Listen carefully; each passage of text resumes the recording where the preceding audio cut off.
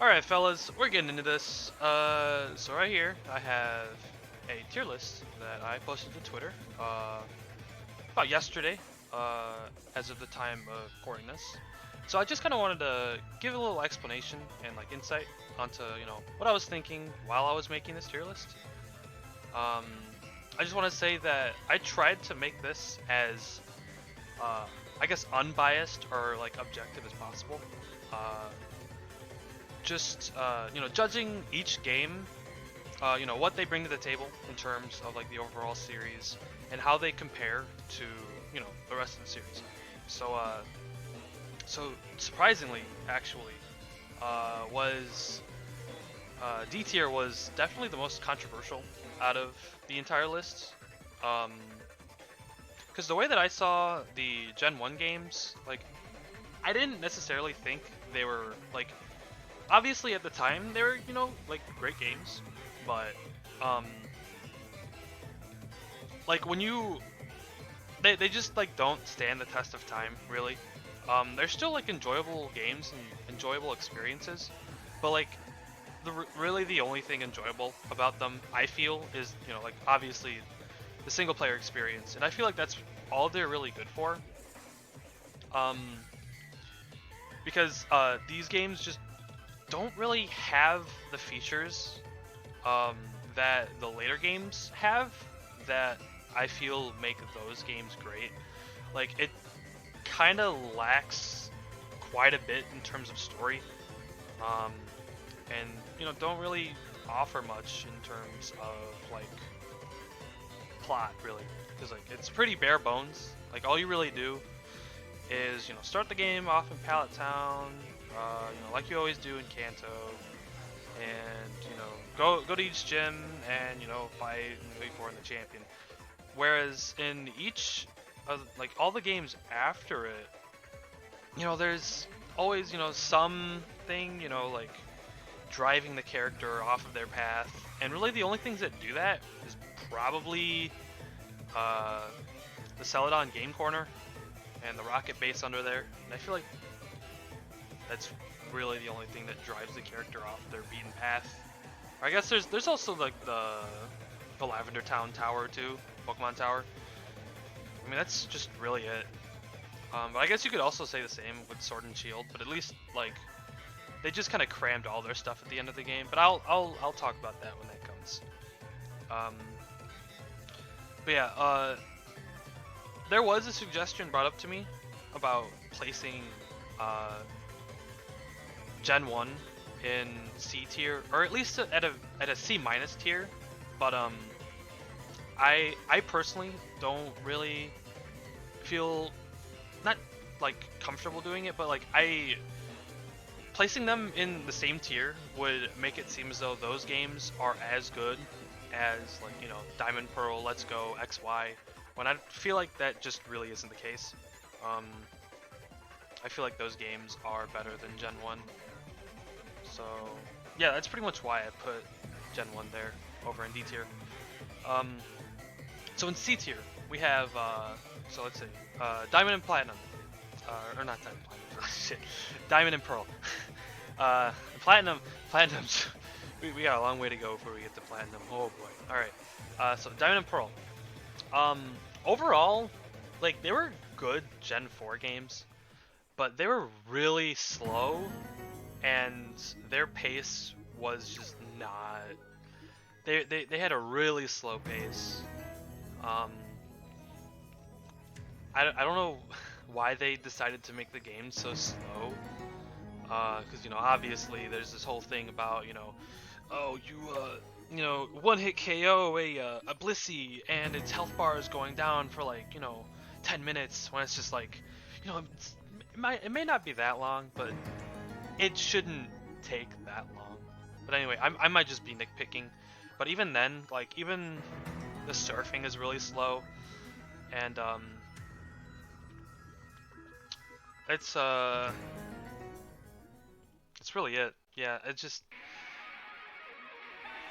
what Platinum does, or what Diamond and Pearl do, Platinum just kind of does better, in my opinion. although the music is good. I feel like Gen 4 has like the best like town and route music in the series, so it's got that going for it. Let's see. Let's Go. Oh, I could say I have a lot to say about Let's Go, but I'm gonna try to keep it short because I already spent a ton of time on these first two tiers. So Let's Go. It was just basically just a cash grab, I think. It was a good revisit to Kanto, but like honestly, I feel like FireRed and LeafGreen does it better in terms of its content. And Let's Go just didn't really have much in terms of post-game content, and it's above, you know, Red and Blue because obviously it's newer. It has more of the newer stuff that I feel make Pokemon a better game. And yeah, that's why I have you know, that there. Let's Go in C tier. And then X and Y. X and Y was really interesting because it was Game Freak's first try at making a 3D Pokemon game, which worked for the most part, but it wasn't a spectacular game. Megas were cool. I thought that Team Flare was pretty cool. Their music was cool. The story was surprisingly dark in that game. But those are really the only things that like add anything to it. You know, it had a good soundtrack. It had cool characters. Like I said, the story was enjoyable at best, but there wasn't really much in terms of post game other than the battle Mason, and you know, like having online battles be easier to do, I guess. But there are other games that do that better, like Sword and Shield. I'll get to that. So B tier. I'm just gonna kind of group Gold, Silver, and Crystal together because they're all pretty similar games. Like really, the only difference between Gold, Silver, and Crystal is, you know, the ability to catch Suicune during its own like event, I guess. I actually don't even remember much. I think it was in the Tin Tower when you caught him. I don't really remember much about Crystal. But Crystal is definitely an enjoyable experience, as well as Gold and Silver. And honestly, the really big thing that puts them in B tier is it's literally like the length of like 2 Pokemon games. Having, you know, the Johto region defeating the champion, and having the Kanto region right after that, on top of the Red battle at the end, it made the games really, really great.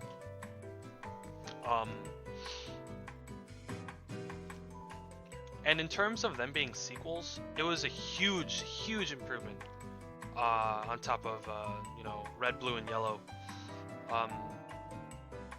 Because it took, you know, the base game of Red, Blue, and Yellow and just tweaked it so much so that it just, you know, it just made the experience better. They added the XP bar at the bottom of, you know, in battle at, you know, at the bottom of your Pokemon's health bar, that little tile there. And I thought that was a really nice quality of life change because, you know, every time, you know, I'm playing Red, Blue, or Yellow, I'm always curious to, you know, when my Pokemon were gonna level up, and I would have to, you know, go into the menu each time to see, oh, okay, it's so and so points up until getting a level. I see. What that is, it's just a bar. It's such good improvement that, you know, stuck with the series ever since, which is great. And like I said, Kanto was really, really cool. Although I did feel like the level balancing in Kanto was a bit off. I don't know if it was just how I was playing it, but I definitely felt like it was not that great. But even then, once you get to the end of the game, once you fight Red at the top of Mount Silver, his levels are like massive. I don't know if that was like a design choice or if they just really wanted to make a challenge for the player. I guess that is kind of subjective. I guess it depends on how your team ends up. but I feel like they could have brought it down a little bit just to prevent like the copious amounts of level grinding, because not everyone likes that stuff. Alright, so let's move on. Sun and Moon. Sun and Moon were good games. They weren't great, but I felt like what a lot of people say, it was very hand-holdy. Where there was just, it's really hard to get through, and it's just, it's text box after text box every, 30 steps you take. Like, it's just, it's a lot of stuff.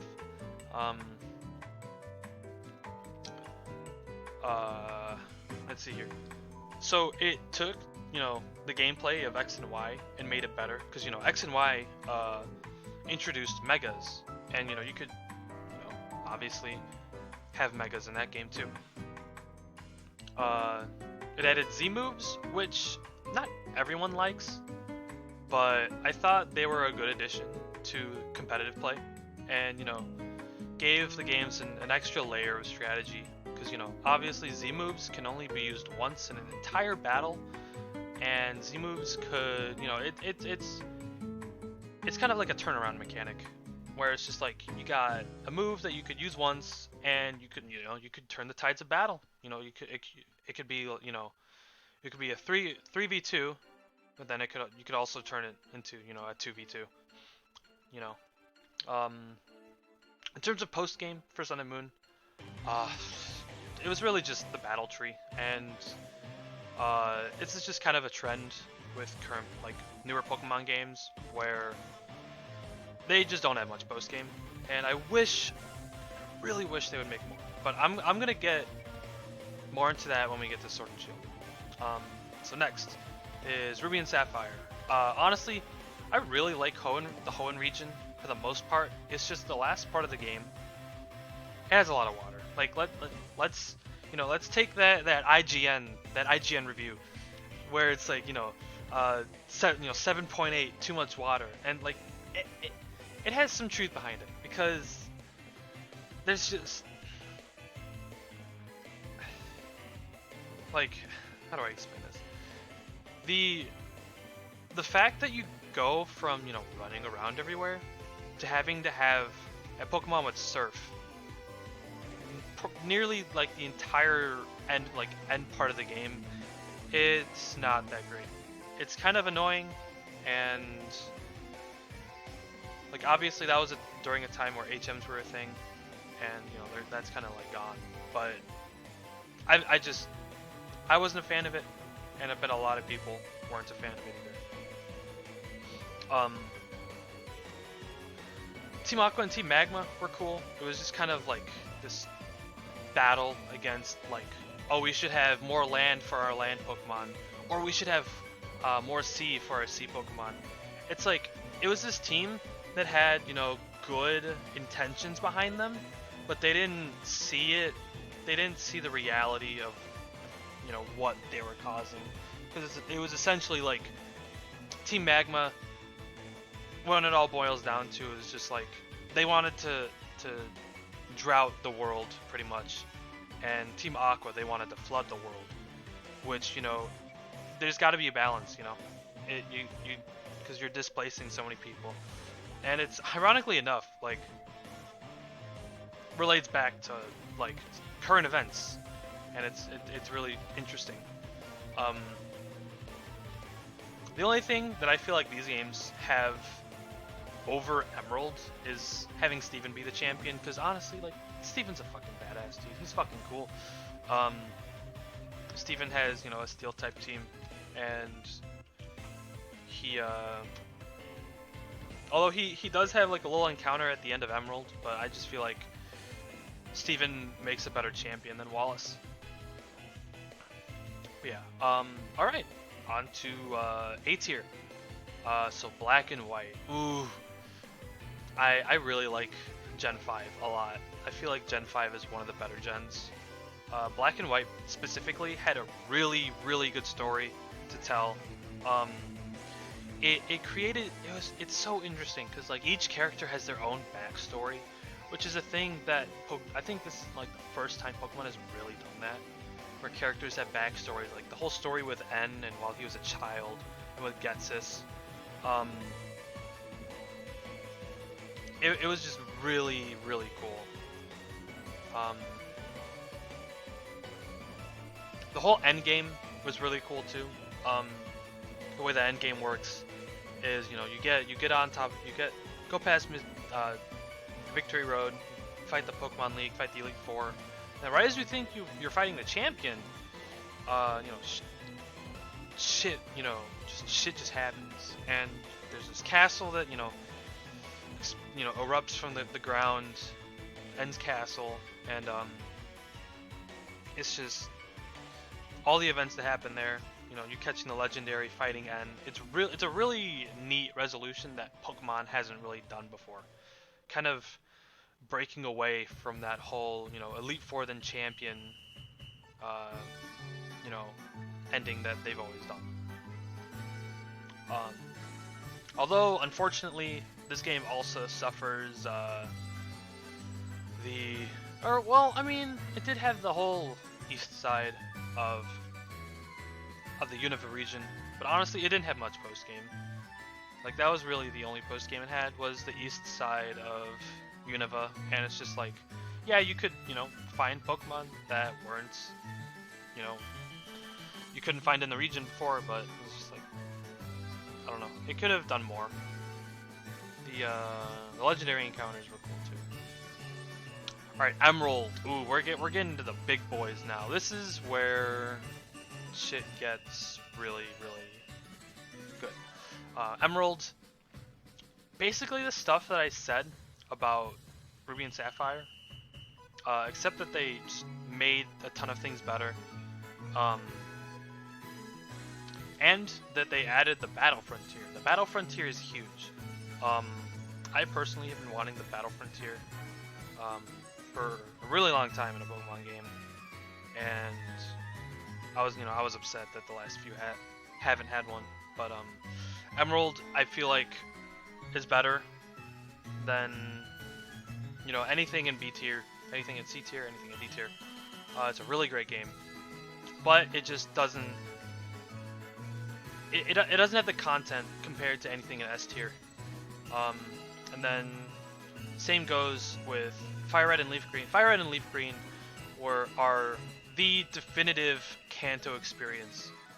I cannot stress that enough. If you want to play a game in Kanto, FireRed and LeafGreen is where it's at. Because it somehow makes a region, you know, that, you know, was developed on the Game Boy, and just makes it feel brand new. The music, while it's, you know, originated on the Game Boy, remade on the Game Boy Advance, feels so refreshing, and it's just really good. On top of that, FireRed and LeafGreen adds the Sevi Islands, which, honest to God, I feel like Let's Go should have had the Sevi Islands, and I was really disappointed when it didn't. But I guess Let's Go is more of a remake of you know, Red, Blue, Yellow than FireRed and LeafGreen, so I'll give it that. But FireRed, LeafGreen, those are really great games. ORAS, ORAS takes what Emerald, Ruby, Sapphire, and Emerald had, and just tweaks it and makes it as good as the current generation games, the last two generations. And the whole primal stuff was really neat too. It didn't make it so much as like a remake, but it just adds more to the lore of Groudon Kyogre. And then the whole Delta episode was actually really cool, and it added a ton to the already like really great post game that game has. Because the thing about ORAS's post game is it's all centered, like, it kind of goes back to its roots of, you know, catch 'em all, right? Even though that wasn't really the main deal with Pokemon, but like there was a lot of old Pokemon that you could catch in that game, and the way they did it with kind of those, it wasn't really wormholes, but like if you played the game, you would know what I'm saying. Catching legendaries through those portals. There was, it wasn't the Battle Mason, but it was something else. I think it was. It might have been a battle tower, but I'm not sure. I don't remember what it was from there, but that was cool too. It was, you know, the same as, you know, Battle Tree, Battle Mason, everything else. Music was actually really great too. On to Sword and Shield. Now, Sword and Shield, in terms, okay, it has good content, but I feel like it's not going to be content that will last. Like, the wild area is really cool, but I feel like they could have added a little more. What I was kind of thinking with, if they do a sequel game, which, you know, you never know if they do a sequel game, I feel like they set up Winden City pretty well to include a battle frontier, just because of, like, the town is kind of like a festival tech town, if you know what I'm saying. You got that, you know, the battle tower in the background. You got that kind of like, you got the Ferris wheel there. You got the Winden Stadium, and I feel like they could definitely turn that into a battle frontier if they wanted to, or if they had any interest to, or if the community expressed interest. But like Sword and Shield, it has a really good soundtrack. Obviously, I've been playing that in the background the entire video. The soundtrack is really good. I feel like the closest thing that we'll ever get to a PWT, Pokemon World Tournament, which is, you know, in Black, White 2, I'll get to that, is the Pokemon Tournament at the end of the game that replaces the Elite Four. And I think I prefer that over the Elite Four. It was really cool, really well done. And the fact that it's this whole bracket thing is just phenomenal. Excuse me, was phenomenal. I need to get a drink real quick. I'm just purely recording this. I'm not even editing this. I'm just throwing this right on YouTube. So I'm just gonna get a drink real quick.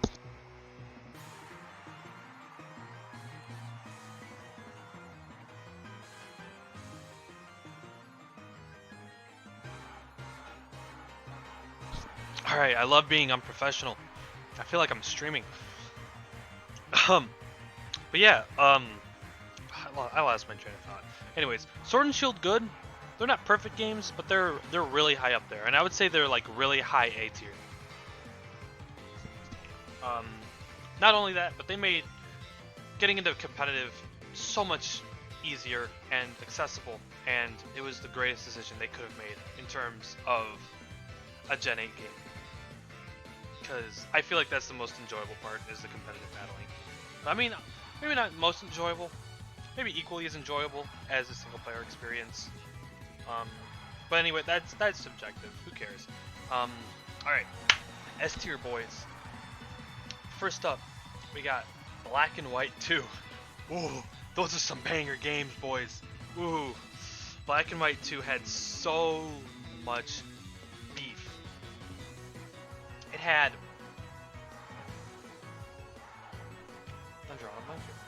The story.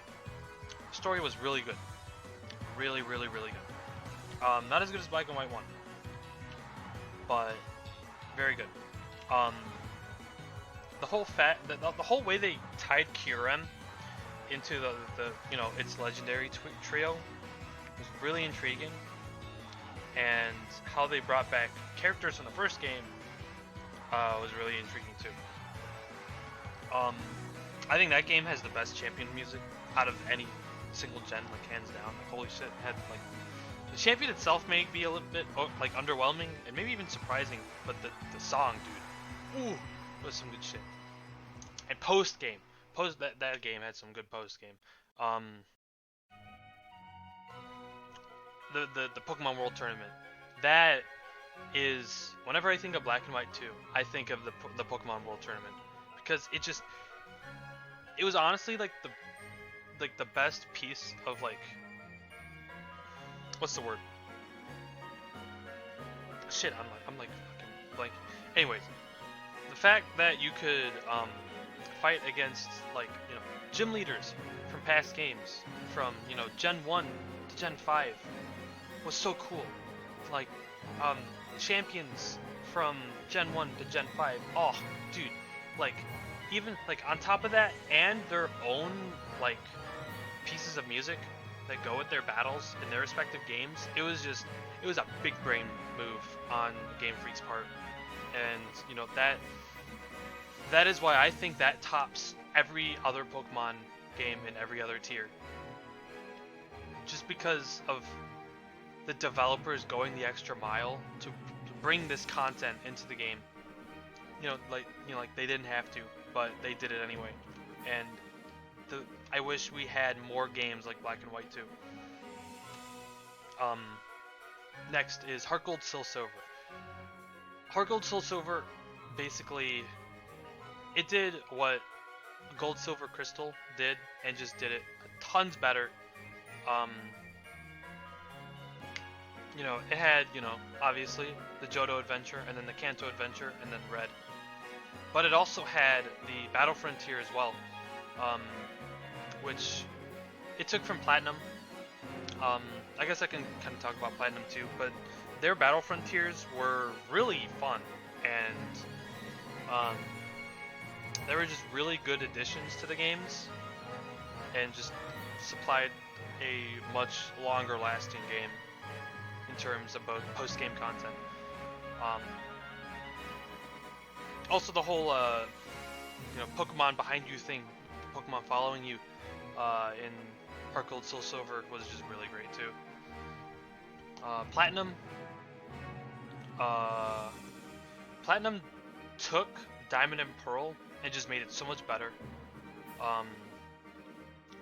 The story, or maybe not the story, but like the events on Mount Coronet near, like, you know, during the second half of the game was really interesting, and was like actually like a selling point for the game, because it was Game Freak showing, like, hey, like, remember the Diamond and Pearl you played, you know, a couple years back, maybe 1 year back, I don't know when they came out. Well, it's better, and you get to go in this whole new world that's, you know, messed up, and you get to fight Giratina, and it's just like, yo, dude, that Giratina, that Pokemon that you fought in, like, that cave, oh yeah, it's coming back. And there was also the battle area, which, you know, yeah, Diamond and Pearl had that, but that entire island, that's also, it was really neat. You can do, like, gym leader rematches there in, like, one of the towns. The whole, the thing in that one mountain, it's been such a long time since I played Platinum, so I'm drawing a blank.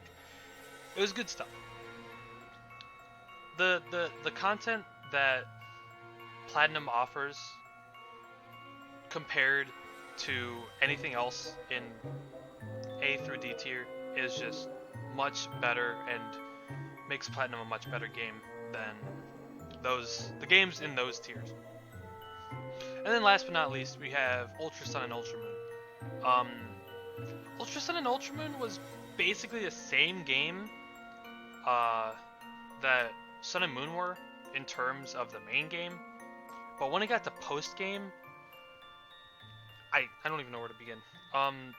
Team Rainbow Rocket was a really good piece of post game content that, you know, it's another thing. It was like the PWT, where, like, Game Freak didn't have to put all that in there, but they did anyway, and it was more fan service. That's the word I was looking for. It was more fan service. And, you know, the fact that they're bringing back old characters from older games is just, I really like that idea. And I feel like it made Ultra Sun and Ultra Moon really stand out. On top of that, Ultra Sun and Ultra Moon, I feel like, were really the only challenging Pokemon games that had come out in recent years. Really, the only other game that I can think about is would be Platinum. Um, and yeah, that basically wraps up this tier list. Like I said earlier, I tried to make this as unbiased as possible, and I I tried making it objective in a way that compared each game's uh, with the content that they provided, and I feel like this is a definitive list in terms of the content that they provide, and not really how it is as an experience, or how it the quality of the games. This is purely in terms of the content. Um, and D tier doesn't have much in terms of content, um, whereas S tier has it. They are games that are just jam packed with content, making those better games than A through D. Yeah, that basically wraps that up. Um, I'll be uploading this to my YouTube, which is probably where you'll be watching this. So thanks for hearing what I have to say about this. And I had a good time making this. So yeah, thanks for watching.